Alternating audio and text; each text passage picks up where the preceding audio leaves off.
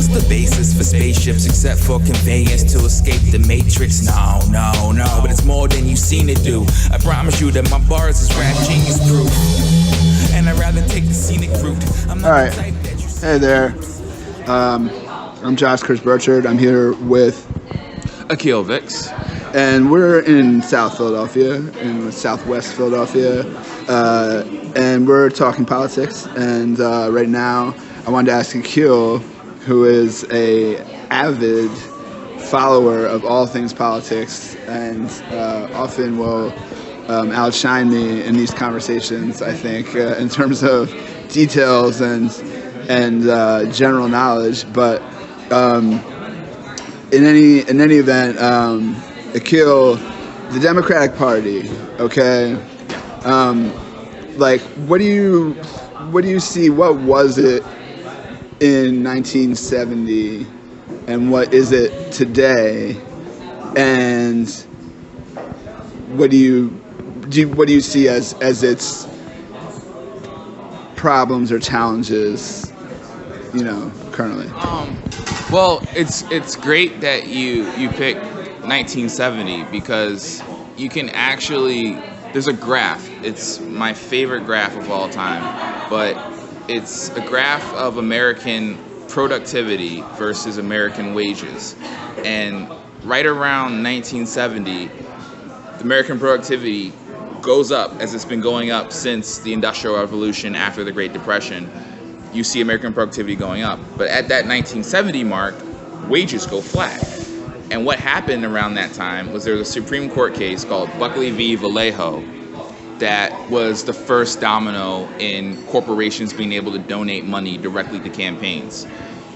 That's around the time you start getting candidates like Nixon, you start getting candidates like Reagan, and you start seeing Democrats lose or be like, you start seeing big money supporting the Republicans and framing the Democrats a certain way. Jimmy Carter becomes weak and feckless and a loser, and basically it's liberalism. You have a lot of money and a lot of concerted effort from people who are organized and very methodical to frame liberalism as this weak, wishy-washy, feckless thing.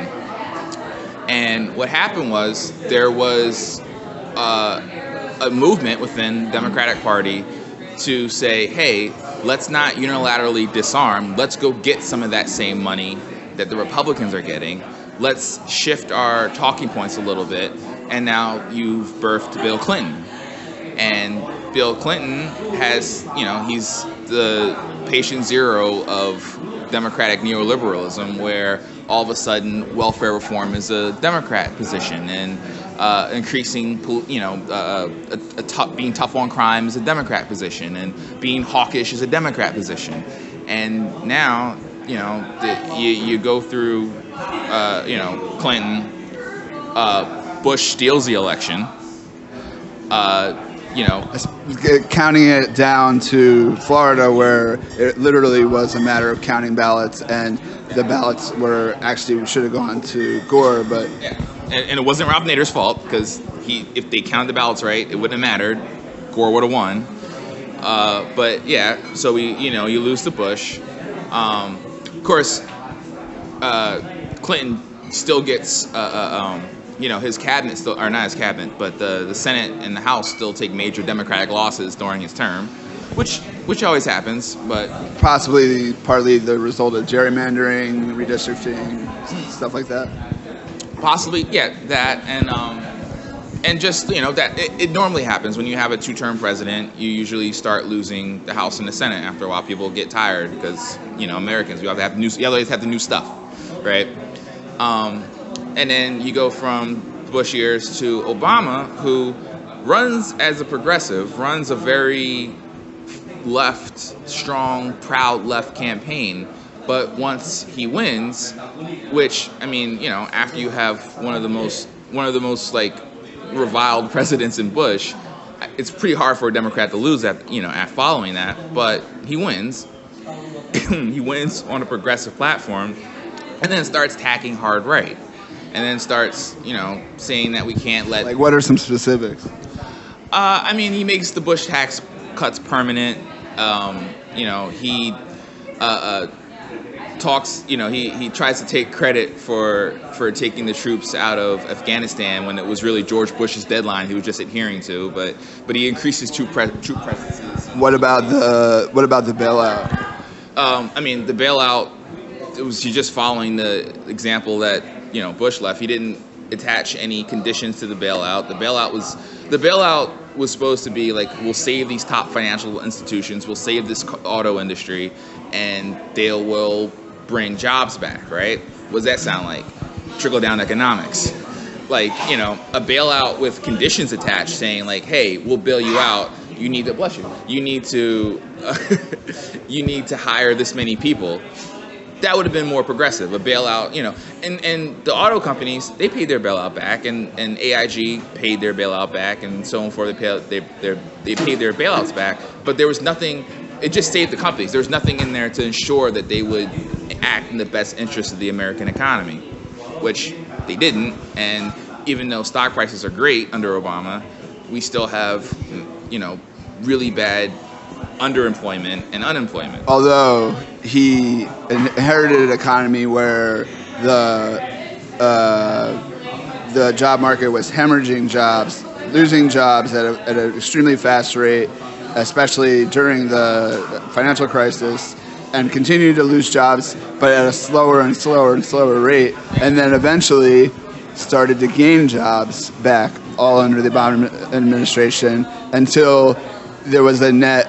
There was a positive growth in unemployment. I mean, a decrease in unemployment. Right, but wages still stayed the same.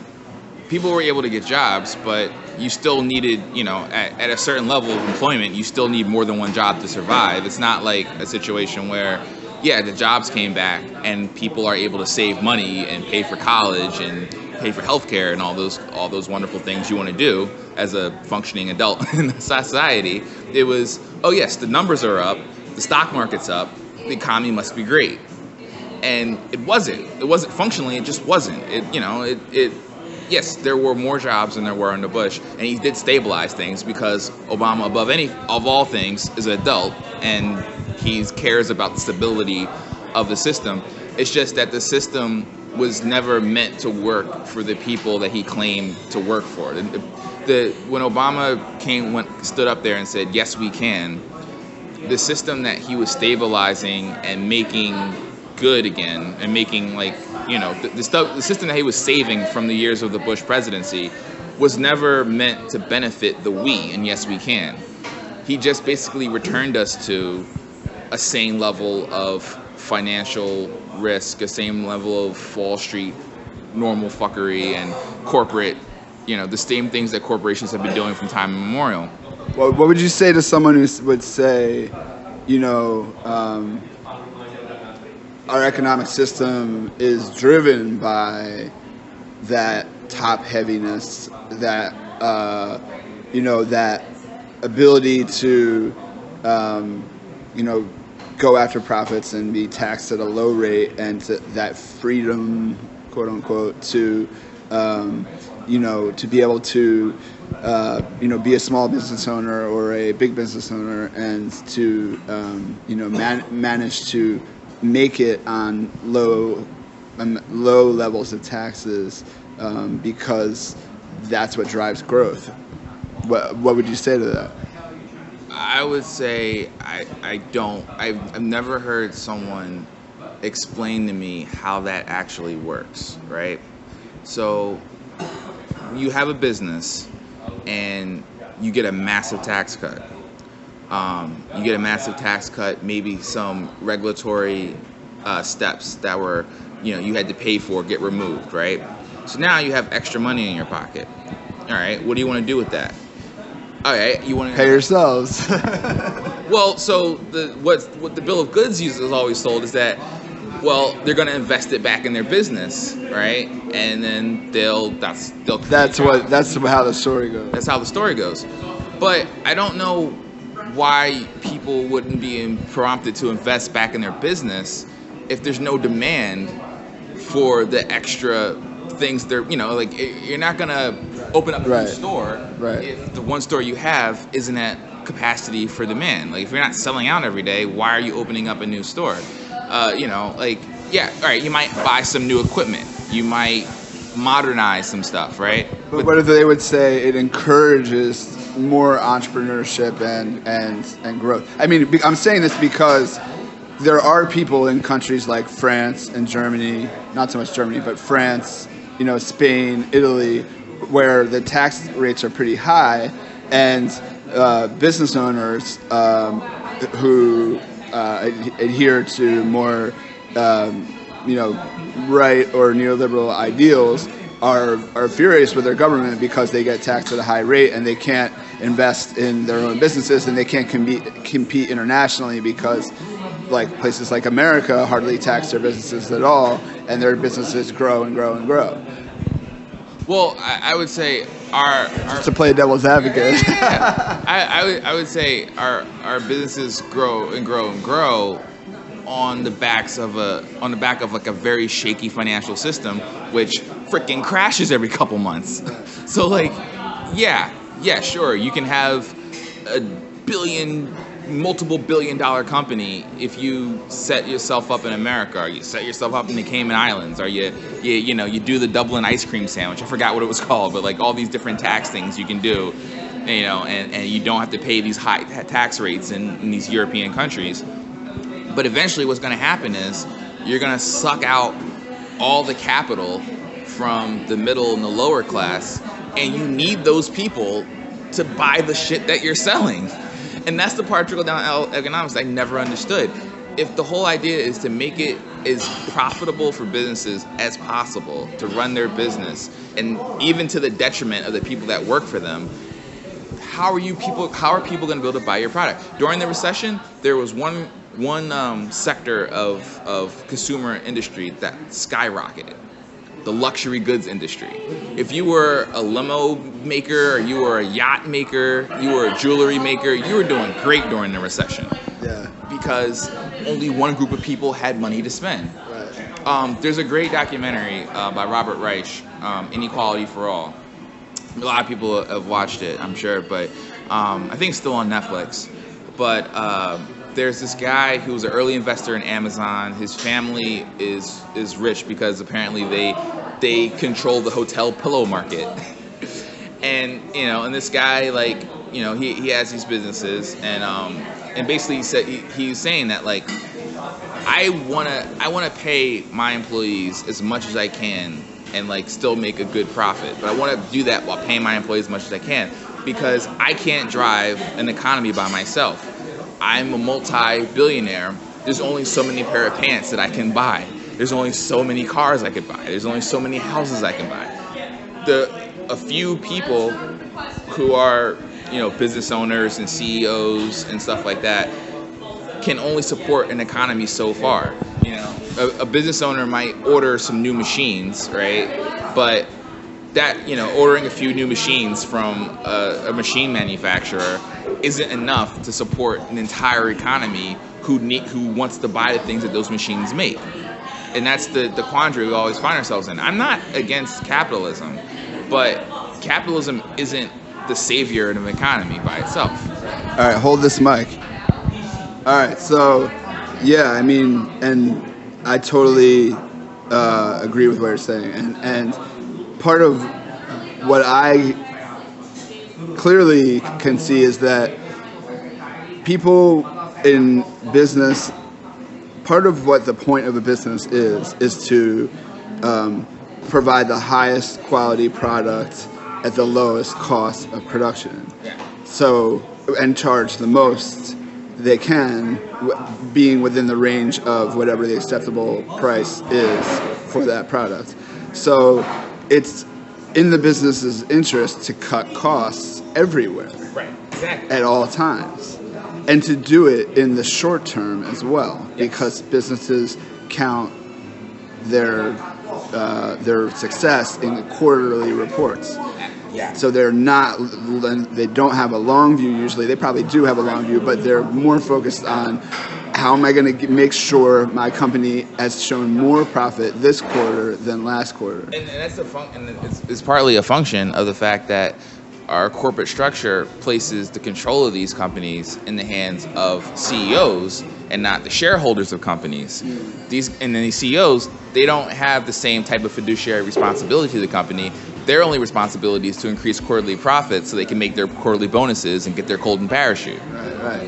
And so part of that, like bringing down of cost, probably one of the top places people look are wages and personnel, even if it's middle management or if it's upper management or if it's your people making minimum wage. That is one of the first places to look because wages over time add up and it can be expensive. So the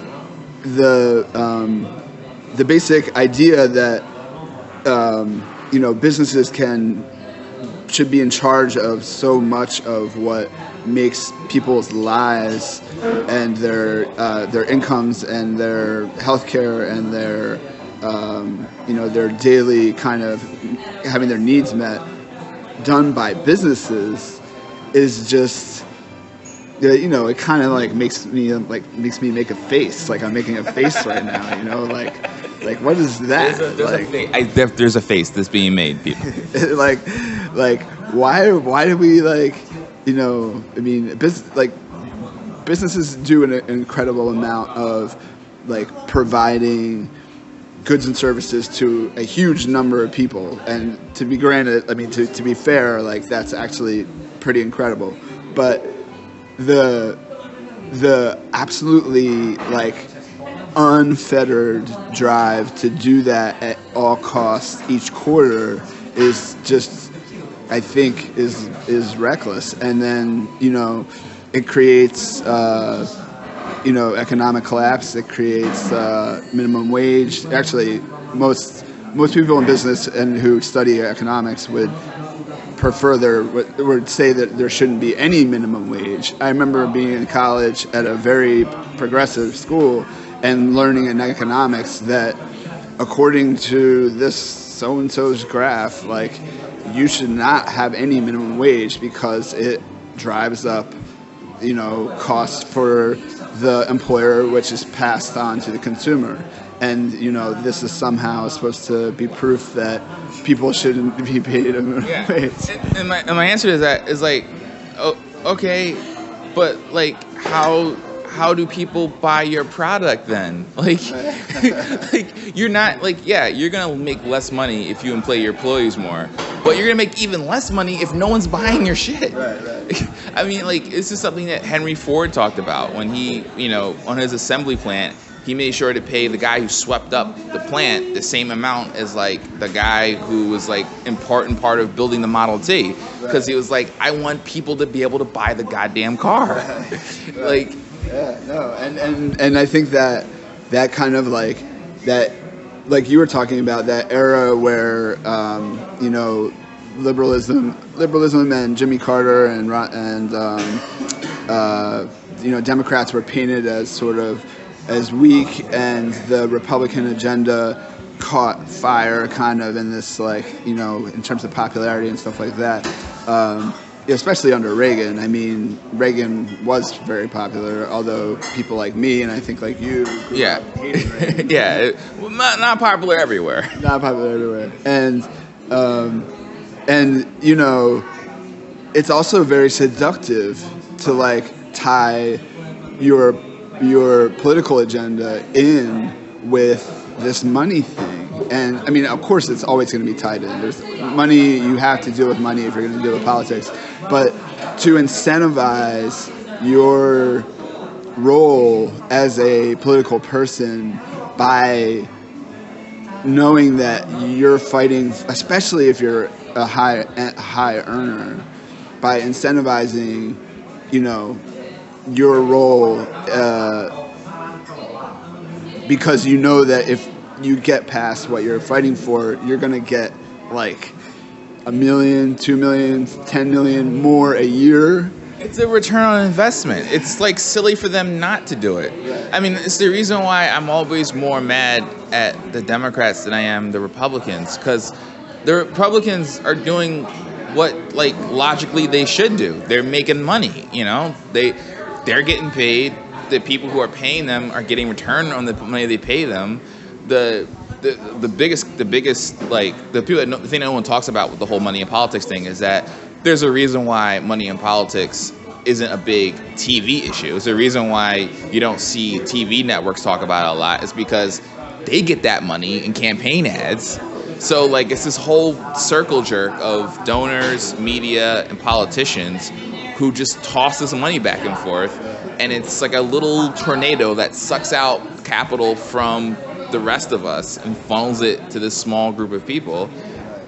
And then we have a collapse every couple of years because no one has any money except for a few people. And then we're divided more culturally too. So you have this kind of like for instance, in the Democratic Party, there's an establishment class, which, I mean, you know, that, to be honest, like, I was raised in to some extent, and it is, you know, your universities, your ivory tower, your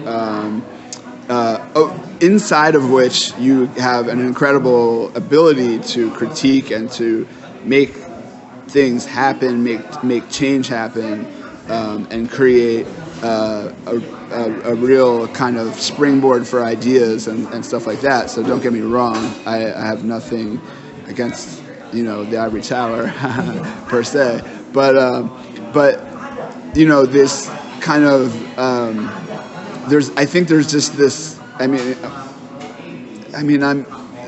like I'm almost like not fully in touch with exactly what I think about it, because I did sort of grow up in a sense. I grew up in it, but this kind of passion for issues and for causes and for healthcare and for you know, Roe versus Wade and a women's right to choose, and for LGBTQ rights, and for rights for you know, inner city youth and African Americans and everything. Like, go up and down the list. Like, it's all there. And a lot of people are into economic justice too, but a lot of people aren't.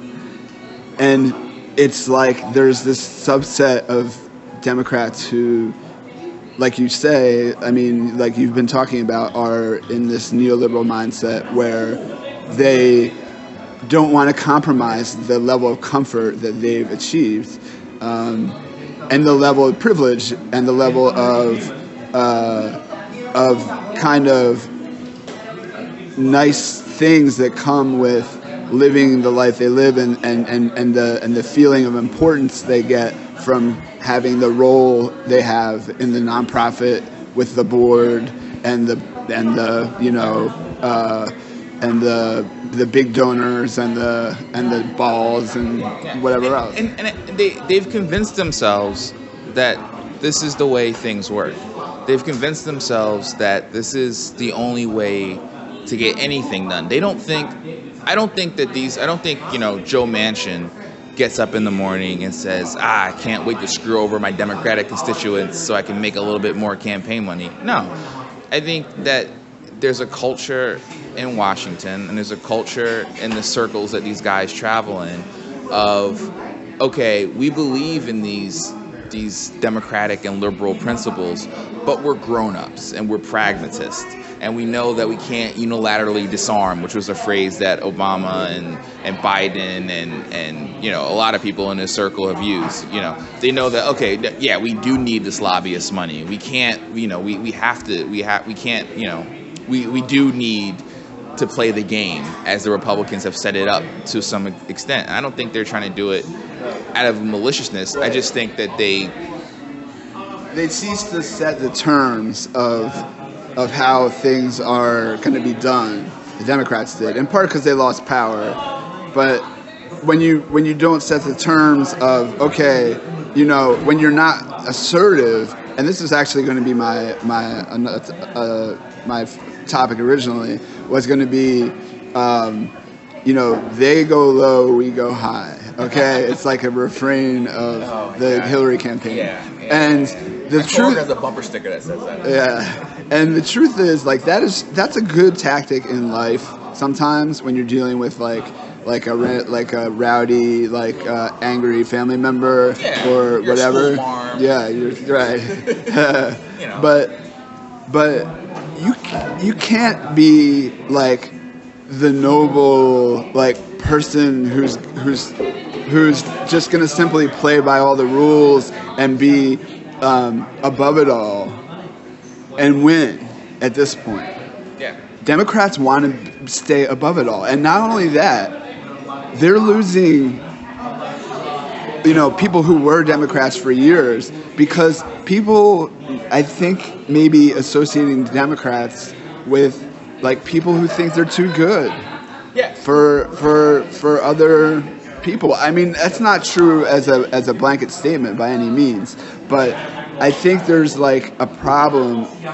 Maybe I'm just sensing it because I'm oversensitive to it, but that if you don't really assert yourself and push your far left issues as the norm, like the Republicans did, then you're not going to get anywhere. No, because we're Americans. When have we ever gave a shit about civility? Right. Right. We're the country that loves John Wayne for shooting people. I don't understand this idea. We love trap music. John Wick is it's my new favorite hero. It's what is this idea that the reason why the way to win politics is just to be really, really nice and above it all and act like nothing is and then the sad part about it is, ironically, right, Hillary Clinton's slogan, we go, or Michelle Obama came up with it, but it was attached to the Hillary Clinton plane. They go low, we go high. Okay, cool. 70% of Donald Trump's ads were about policy. Now, they were shitty policy and lying about policy, but at least it was something about policy. Whereas on the flip side, only about 20% of Hillary Clinton's ads were about policy. The rest were Donald Trump attack ads about how uncivil he is and how he's uncouth and how he's a vulgarian and he's just a bit bad man, a bad man. Undesirable, as she put it. Deplorable. Yeah, deplorable. A sack of deplorables. Yes. Which is that I know a lot of people who can relate to that state of mind that I grew up knowing their parents or I mean I knew their parents were the people that were so offended by the idea of getting dirty in a fight. But not only that, I mean, if you, like you said, we're not a country, the people who take that attitude often are the elites of a nation. Often the elites of a nation have this sort of genteel, so to speak, the gentleman is, the root of the word is gentle. And the idea is that the people in these roles are somehow more refined, right? They're more serious. Yeah, they're more serious. They're more refined. And the fact is that if that's your MO, and you come up against Donald Trump and John Boehner teaming up. I mean, sure, they didn't pass the bill. They didn't pass the healthcare bill in the House, thank God, at least the first time. But they won the election, and they're winning all of the state elections, and they're winning all of the local elections. And because they're not being put in check, there's no aggression to counter their aggression. And if you don't do that, you're gonna just end up looking stupid, and that's been the problem with the Democratic Party to go back to the beginning of the conversation, from the 70s on, is that the Democrats have been afraid to stand for something. The media is afraid to stand for reality because reality has a well-known liberal bias. So they have to call everything straight down the middle. They can't just say like, oh, well, this thing that a Republican said is absolutely batshit insane. And this thing that a Democrat said actually makes sense if you just ignore the fact that his name is Bernie Sanders and his hair is all weird. Like, the Democrat and the establishment that claims to be on the left, they are afraid to stand up for something. Now, I think half of them know that they're paid not to stand up for anything, and if they do stand up for something, they'll get fired. And the other half I don't think they're as callous, but they just have bought into a certain level of this is how you do things. But the point is, you got to give people a choice. You got to when you run an election, you can't just say, well, okay, my opponent hates all these things, and he's got a point. You can't just say well, I don't agree with my opponent, but he's not a bad guy, and I guess I can do half of what he says, and I also, no, you have to be like, listen, this is what I stand for, this is what I want to do, I'm going to fight for these things. Now, I know that politics is compromised, and we might not get everything we want, but I'm going to make sure that I'm going to fight for you to get most of what we're asking for, and we're always going to keep fighting. This whole, Democrat, policy of, okay, we'll do this incremental, tiny little change, and it'll be mostly Republican, but it'll be a little bit Democratic, and then we'll sell that as, oh, look, it's a victory. We got bipartisan support. It's just lost you a bunch of elections. It hasn't done, you've passed a lot of bad policy. The ACA, for a lot of the good it does, it is an unstable policy. It's built on the government subsidizing health insurance companies to keep costs down. Now, I mean, there is, though, the question of what's called, real politique.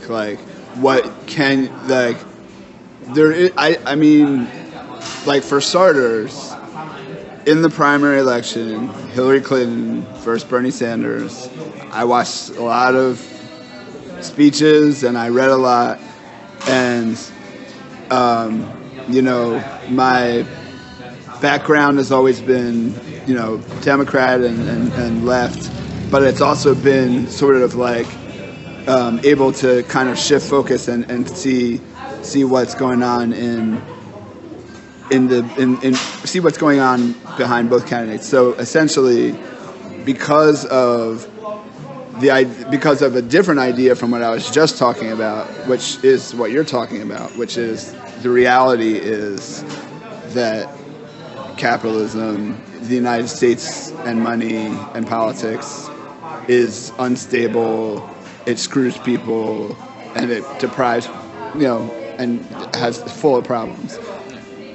But the reality politically is, especially during the election, I was very focused on, was that if Bernie got elected, and this is a whole other conversation, maybe we should save it for the next recording. Yeah. But you can say something about it if you want. But he would have been, I mean, who knows? You can't say what would have happened.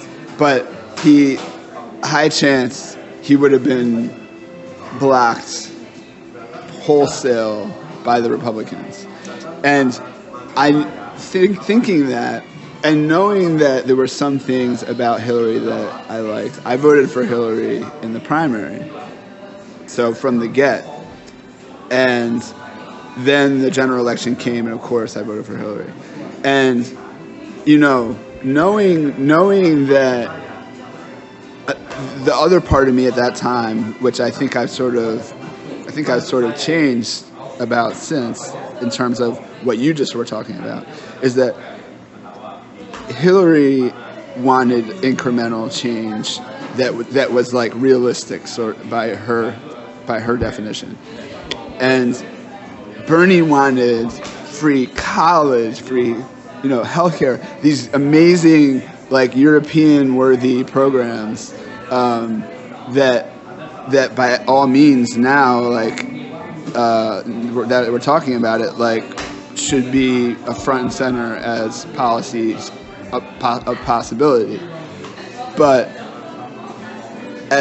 in my mind, during and I'm not apologizing for my vote at all, but, in my mind at the time, I was thinking, wow, like, he has such big policies. How the hell is he going to get that through our system of governing? And in the climate that we're in now, which is completely run by Republicans. So anyway, I voted for Hillary. It's okay. Don't tap me if you see me on the street. I still accept your apology that you didn't offer. So no, I don't apologize, because that was how I felt at the time. And if I had a chance now today to vote for Bernie, I probably would.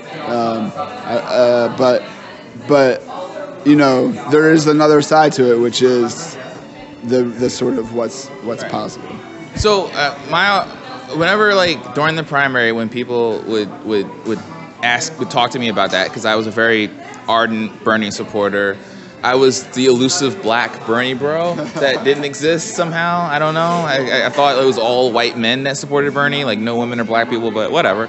But yeah, people would ask me that question about, like, how could Bernie get stuff done? He's going to have this intransigent, Republican, gestalt that's standing against him. And my answer to that was, how the fuck was Hillary going to get anything done? Yeah, no, sure. This is a woman that they've hated. Like, there's no, you think they hate, look, they hated Obama, and they hated Obama for multiple of reasons, but they really hate Hillary Clinton. I think a part of it is because, Hillary stole some of their money. Hillary went to their donors and grabbed some of their donors, and they're like, and like they said Hillary Clinton murdered people. Like they didn't, it wasn't like a thing where, like, oh, here's this one politician that can work well with Republicans and there's another one that doesn't. Bernie Sanders was I think one of the top legislation passers in the Senate. Like, he got stuff passed in the Senate working with Republicans. He co-sponsored legislation with Republicans. So it's not like he has no track record of working with the other side. I would never have said that. Yeah, and so his legislation was like major like goals. Absolutely. But then lies the point. Like, I don't think anyone voting for Bernie was voting for him like, cool, I'm going to vote for Bernie, and then I'm going to stop paying my student loans because it's all going to be free. Like, I don't think people were going to vote for Bernie Sanders and then be like, oh, if Susie becomes president, I'm like giving away my kid's college fund because it's all going to be free. People realize that, it's going to take time. It's not going to be, but at the same time, it represented something different. It's like, this is things that we need as a society to have a more stable economy, to reinvest in ourselves, and to, like, to build up a nation that is on different levels kind of crumbling. And whether or not you thought that Bernie Sanders was going to accomplish all that, he was going to fight for it. And that was more important, because whether or not he got it accomplished, he could have changed the conversation. So, maybe the conversation goes from, should we reform? Because, as much as I don't like the ACA and Obama, Obamacare in general, at least he changed the conversation. Now the Republicans can't say that we don't need any health care reform. Now they have to come up with their own plan. They can't come up with a plan because they never wanted reform in the first place. So now, if Bernie Sanders gets elected, maybe the conversation changes from, oh my God, we can't afford free college, to, well, how much free college can we afford? And then we go on from there. Maybe it changes from, oh, we have to spend so much money on the military to like, okay, maybe we can spend a little less on the military, and then we go on from there. And I think, but at least that puts it in play and makes it more normal to talk about, at least. Right, exactly. Whereas, with a Hillary presidency, it would have been like, all right, don't worry about that. I'll like put some money aside for some grants and some scholarships. Let's go kill Iran. Like that's what it would have been. That's, Right. you know. No, yeah. No, you're right. All right. Well, do you want to say anything to wrap it up? Guys, just stay safe out there and always wear a condom. And I was thinking the name of this could be hold this mic. Hold this mic political edition. All right, does that work? All right, this is Hold This Mic political edition with Josh Burchard and Akil Vix. we're glad you're listening. No, this is just hallucination. We basically escaping from hallucination. Making do with fake is just a new vacation. So it seems so concerned with the scene. I prefer a lucid dream on. Dream of nights like these, dream of taking flight. Dream of heights like these, dreams is fucking nice. Get right like me, I'ma be alright. Man, I do this nightly, yeah. You should tell me what you know. Now you should tell me what you see. I think it's gonna be a very nice night. I think it's gonna be like it was all a dream. You should tell me what you know. Now you should tell me what you see. I think it's gonna be a very nice night. I think it's gonna be like it was all a dream. And any dream can turn nightmare. I'm right here looking for my buzz like light year. Light years ahead of you cats, there's so much light here.